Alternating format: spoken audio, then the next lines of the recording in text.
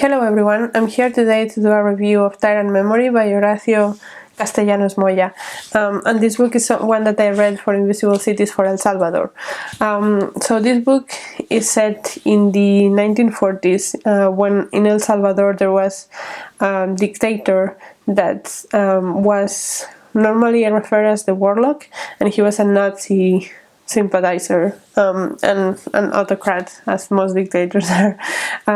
So we see this family in El Salvador trying to sort of fight it, and we have two main perspectives. So the first perspective is from the mother of the family, and we start the story when her husband has just been arrested for I believe he's a university professor, and he writes pieces in the newspapers about this warlock criticizing the regime.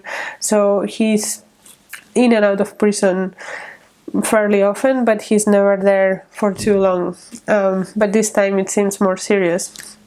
So we see this, we start with that event, and the first perspective is the diary entries of this woman. And we see in the diary entries at the beginning she says something like, someone gave me this notebook and I didn't know what to do with it, but now I think I have to write my feelings down so that I can process them, something like that. And she also says something like, well, I probably will not write for very long because he's going to be out of prison soon.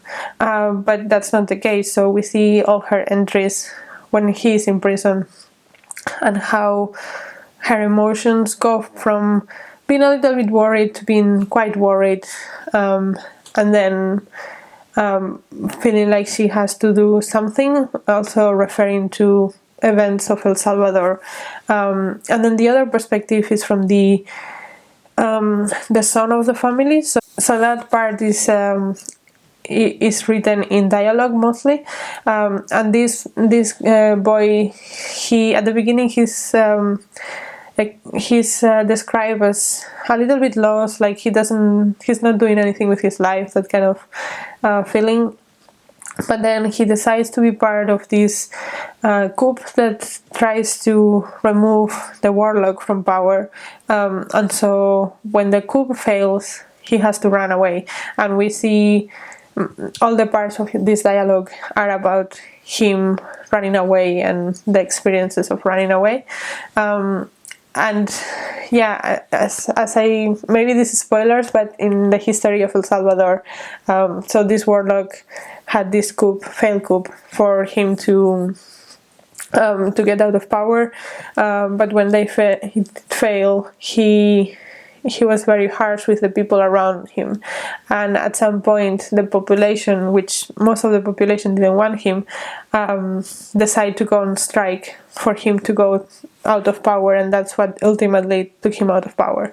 And we see that history through the lens of these two people, and I found the history part really interesting. I had no idea about El Salvador. I also found interesting the way in which we see the connection of El Salvador with the other countries around El Salvador. So the daughter of this family is living in Costa Rica, and we see how she communicates, and also they talk about running away to Guatemala and Costa Rica, and it just made it feel like it had a real sense of place and the connections and the geography around it. So I really enjoyed that as well. I have to say, in terms of the story and the writing, I significantly prefer the woman's part, the diary entries, because I think that it really gave you the emotional investment in the story, with this woman being worried first about her husband, then about her son, and then decides to go into this strike, and how her rationale is about all of these events that are happening in her country. So I really enjoyed that perspective. The dialogue part of the other character I didn't enjoy so much, partly because it was more isolated, obviously because he was running away, but also, I mean, the character is less likable, and the story overall, it was just less interesting. So yeah, it's always hard when there are several perspectives in a book that you like all of them equally. But yeah, overall I thought it was a very interesting, successful book, and I'm happy that I read it and that I learned more about El Salvador. If you have any other books from El Salvador that you really enjoy, please let me know down below. I would love to know. But until next video, bye!